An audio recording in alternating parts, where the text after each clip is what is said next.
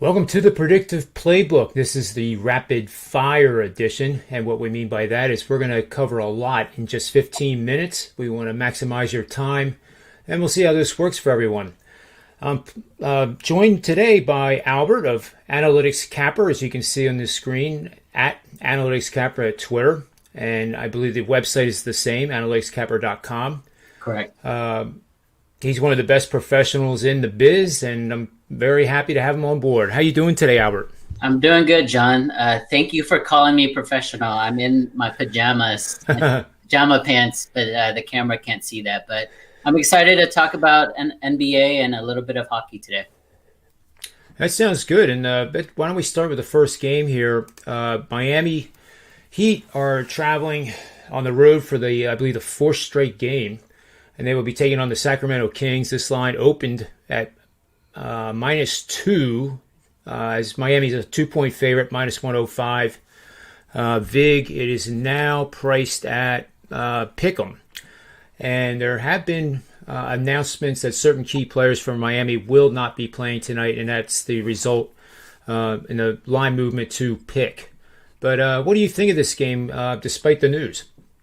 Yeah, so Miami is coming off a heartbreaking loss last night to the Warriors. They had double-digit lead with a few minutes left, and they blew the lead and then lost in overtime. And they didn't cover either. So this is a great bounce-back spot for Miami. The Kings are not playing well themselves. I believe they are. Let me pull it up here. The Kings are...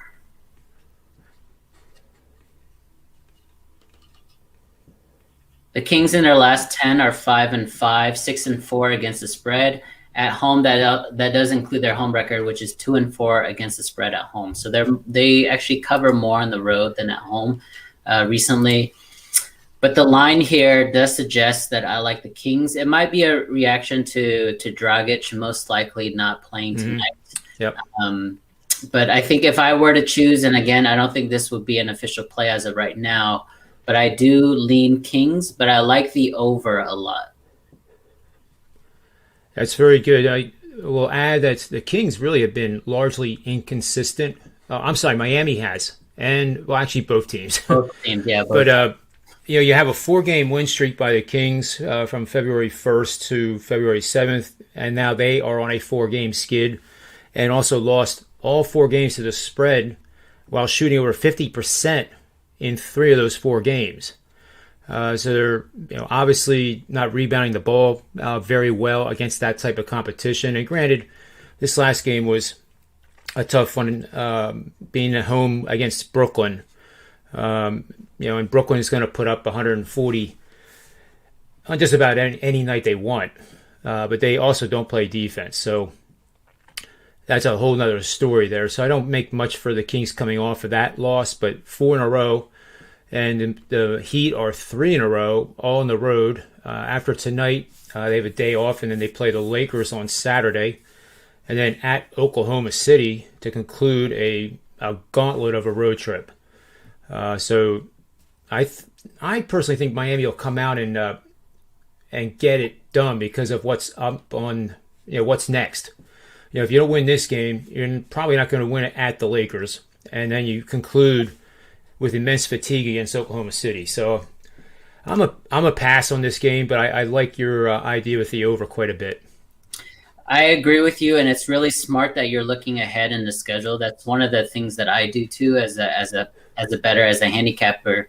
It's sometimes, you mutually are exclusive to one game, but if you look ahead to the schedule, we know, in the past, guys have looked forward to games, overlooked certain games. Obviously, the game against the Lakers on Saturday is NBA Finals rematch. That's going to be on national TV. I think they're geared up for that. This could be a potential letdown spot, but I'm with you. You can make an argument for either team tonight. I'm with you. Let's move on to the game that I'm most interested in. I'm sure everybody else in the NBA community is as well. Brooklyn is at the LA Lakers. That line is currently 2.5, I believe. Let me see what I got here. Brooklyn Lakers opened as a 2.5-point 105 favorite. They're now mainly 3 at the majority of the books I'm looking at right here. The total opened at 236.5 and plummeted to the current level of 230. 71% of the tickets are on the over, and the line's going down. So in this particular game, that's the type of move you want to see. You want to see the tickets being bet on the opposite side of what the line movement is. So 71% over. The line should be at least the same, but it's 6.5 points lower. What's your take on this one, Albert? Yeah, those are all great information. Let's get into some of the numbers, right? Obviously, the Nets are an over team, so the fact that it's steaming under is a really big tell. The first 24 games, they covered the over 21 times. That's one of the highest percentages ever in this sport. The Lakers have hit the over 5 out of the last 6 games. So they're also an over team with Anthony Davis out. They're not really focused on defense as much. They're just trying to run and outscore the other team. In their last 10, the Lakers are 8-2 straight up, 4-6 against the spread. So not playing that well against the spread. And then you have the Nets on the other side without Kevin Durant. They're actually playing okay with 6-4 straight up in the last 10, 6-4 against the spread. Again, there's no Kevin Durant tonight. There's no Anthony Davis tonight. I think that's why the reaction to the under is going like that. This one's hard for me because both teams usually are the betting favorite or the public betting favorite. So this is a toss-up again. But if you wanted action on this game, it's going to be a relatively high-scoring game, right, in the 230s. So, teens on either side. I do like a LeBron points prop here. I don't think there's anyone on the Nets that can guard him. I think it's set at 29.5 right now, which is 3 to 4 points higher than normal for his points prop. I think that's a big tell from the books. There's also certain books that are giving a booster on LeBron triple-double odds, which are usually around plus 350, plus 400. But for tonight's game, and they know it's on TNT, it's national TV, it's a marquee game against James Harden and Kyrie.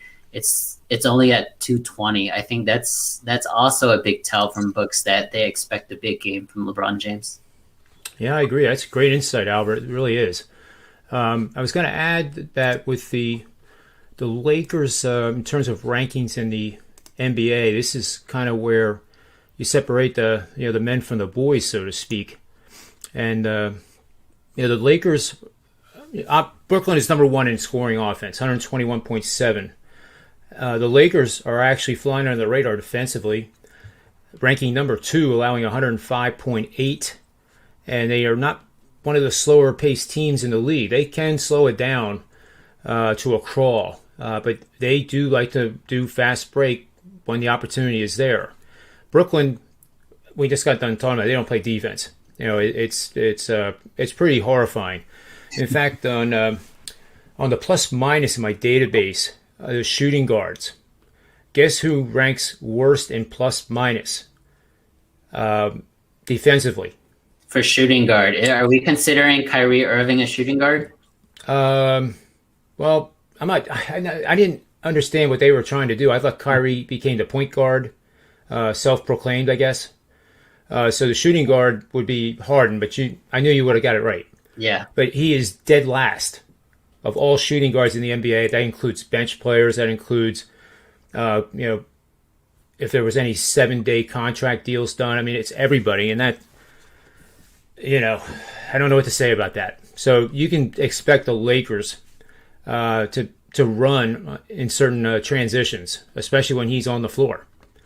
LA is 20th in assist to turnover. That's one of the concerns I've had with them, that has to be picked up a little bit. But it's a lot of one-on-ones. Davis is out. LeBron, as you mentioned, there's going to be a lot of isolation plays with LeBron, and guess who they're going to try to get to defend him? James Harden. So they'll run picks and screens, and then they'll get it set up, and then they'll just clear out of the way. And I think you're right. I think LeBron could have almost 29 at the half, and I wouldn't be surprised. Yeah, I mean, LeBron usually starts out early where he sets up teammates, because he knows that they're not going to compete again unless his players or his teammates hit the threes, especially in the corner. So Kentavious Caldwell-Pope, Wesley Matthews, guys like that will have a lot of shots. Kyle Kuzma, But at the end, even at 29, I can see LeBron ending with a 15, 18-point fourth quarter, especially if it's a close game. So I'm pretty confident in that bet. Again, I did mention that Anthony Davis is out today. He's been out for 6 games this season. The Lakers are actually 5-1 in those 6 games, but they're only 2-4 against the spread. So this is a lot. This is a really, really small money line, and I don't think the spread is going to come into play, in my opinion. I think you just pick the winner here. So if you like the Lakers, go Lakers money line. If you like the Nets, go Nets money line. Yeah, definitely. And keep in mind the in-game bet, too. If Brooklyn gets off to a fast start, you might be able to get plus money on the Lakers. I wouldn't be surprised at all. There is a system here that's pretty good. It's 82% over the last 25 years. Play under with any team involved in a game where the total is greater than 230, and we're at 230 right now. And it is a team with a win percentage of at least 60% on the season and is playing another team with a winning record. That's all there is to it. And that's hit 81.6% over the last 25 seasons. So that's pretty cool. And then the last game, Albert, is the first one of the night, actually, and it's a rematch of that championship game. Toronto is at Milwaukee. The line opened up at 6.5. It's been constant throughout the day, despite 72% of the tickets being on the Bucks. The over has gotten the most interest as well at 77% of the tickets, and that line has gone from an opening of 233.5 now up to 235, and bookmaker right now is 236. Yeah. So, what do you think of this one? Yeah, both teams are over teams. The Bucks have hit over 4 of the last 5 games. The Raptors have hit over 9 out of the last 10, so they're both streaking for the over. This one's tough. The Bucks are on a 4-game losing streak. The last time they lost 4 games in a row was in the 2019 Eastern Conference Finals. Coincidentally, that's when they played the Raptors before, during Kawhi and his run for the championship. So it's been 2 years since they lost 4 in a row. This is brand new territory for them. Drew Holiday is still out. I believe Kyle Lowry may be out for the Raptors. The fact that those 2 guys are out and the over is still steaming up, I do like the over in this game. There is one bit of information that is interesting for the Raptors is they're right now the front runners according to the betting market. They're front runners to get Andre Drummond in a trade. So I don't know how players are reacting to that. I don't know if you're part of a rumor, if you're going to play harder, if you're going to play less hard. So there is a little bit of that uneasiness, inconsistent feeling with the Raptors at the moment. So that does kind of sway me towards the Bucks. It is public, which I don't like, obviously, but the spot here would be the Bucks coming off 4 straight losses. Yeah, that's a good look there, Albert. I like that. On my end of things here, I always go back to I can't make a case that Milwaukee is not a good team. They struggled there a couple of weeks ago, but then they kind of turned on the Jets ever since. They're number 2 in scoring offense, number 2 in scoring margin, number 1 in fast break points per game, 16.3. Points in the paint, they're 9th. Assists, 7th. Total rebounds, 2nd. Assist to turnover ratio is number 6. What Toronto does do a good job at is defending teams like this. But with some of those key guys, as you mentioned, being out, it becomes kind of a hard sell, I think. And the total is, as you said, steaming up. And I'm a little surprised that this line is still at 6.5. Just listening to you break down the game makes me think this is a 9.5, 10-point game. And I'm a little concerned that it's at 6.5. The line might be telling us something that, even though that trade is on the horizon here and it might be imminent, Toronto can still come out and play a whale of a game here. Yeah, I agree with that. Another piece of information is this is the regular season, right? The Bucks usually dominate the regular season. The way they play, the style that they play with all the threes they shoot, is very advantageous for them in the regular season. So this is not getting a Toronto Raptors team that is scheming for them. This is not, the fourth game in a week. So this is still somewhat, they're still in this marathon. And so I usually like the Bucks in the regular season just because, Giannis just goes 100% no matter what. But the value here, you're right, is all the Raptors because they do have the swing guys that are long enough and athletic enough to kind of hold Giannis down. But I'm talking myself out of the Bucks, but I still like the over a lot. Yeah, me too. I'm definitely on the over. So to recap our show picks, it would be the over in this game, and then refresh my memory, Albert. Yeah, so the over in this Raptors-Bucks game, I think we're just doing the LeBron prop on the Nets-Lakers game. Right, yep. And then for the Heat-Kings, I believe there's an argument to be made for either side, but I also like the over on this game as well. Yep. All right, I'll get those written down, and if you have 2 minutes yet, did you hear about the Carson Wentz trade? Yeah, let's get into that. Carson Wentz going to Indy, reuniting with Frank Wright, which is his coach when he had his best season for Philly. I think that's an underrated, reunification there with Frank Wright and Carson Wentz. But from an Eagles perspective, I know you're from Philly, John. Like, how are you reacting to this news? I see in the media that the majority think it was a pretty good deal, slightly favoring the Eagles. I see it actually borderline horrible trade for the Eagles, and I'm going to have to delve into it. But I did have a tweet. I do have a kind of a dry sense of humor, and I was bold enough to say that even the state of California is run more efficiently than the Eagles. From a fiscal standpoint. So for this to happen, for the contract to be offered to Wentz, first and foremost, this is not something to be angry about with Wentz. It wasn't like he went to them and said, I want to sign a contract for all this money. They presented it to him, just like they did with Ryan Howard on the Phillies several years ago. Yeah. And, yes, if he wouldn't have got hurt in the 12th week of that season that they won the Super Bowl, who knows? I mean, we'll never know. And it's kind of irrelevant to even speculate on it. On the flip side, in favor of the Eagles, I was pretty amazed that they were able to get picks. In other words, like the Colts gave picks and earned the right to pay Carson Wentz. So when you think of it that way, if the Eagles actually do better in the draft, which is probably wishful thinking based on their track record. Yeah. I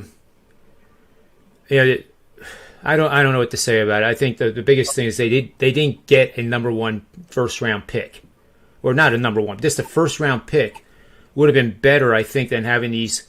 The 22 pick is conditional and could be elevated to a pretty favorable rank if Wentz playing time reaches certain levels. So it's a hard one to kind of understand, but it's really a shame that it came to this point. I mean, that's the bottom line. I mean,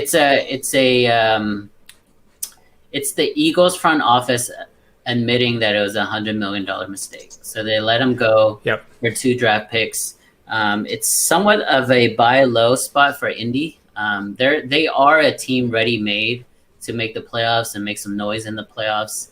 Giving up a draft pick in next year's draft and then the following draft may hurt them down the line. But if Carson Wentz, comes back even 95% of that 2018 form, or was it 2017? 2018, I believe. I mean, that is a great potential franchise changing quarterback for them for the next 5-10 years because he is still young.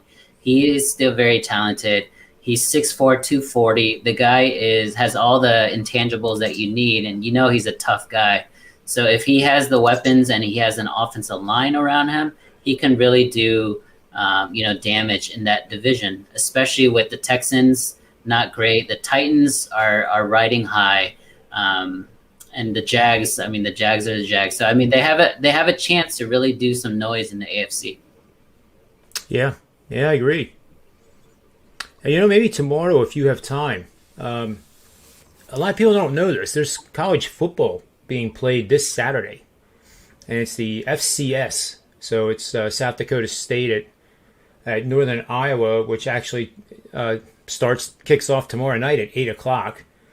And teams like Morehead State will be playing James Madison. Delaware State, Morgan State was canceled. Mercer Wofford is playing at 1 o'clock on Saturday. So I think there's going to be some opportunity there, even though these are the lesser known names. They're going to get an opportunity to showcase their schools, and it'll be good for recruiting within the FCS. So it's kind of a neat thing, really. That's pretty cool. I had no idea. I'm definitely going to look into the games now. But John, thank you for having me on the show. I do have to run, and good luck everyone on your bets. We'll talk again soon. You got it. Thanks again, and may all the wins be yours.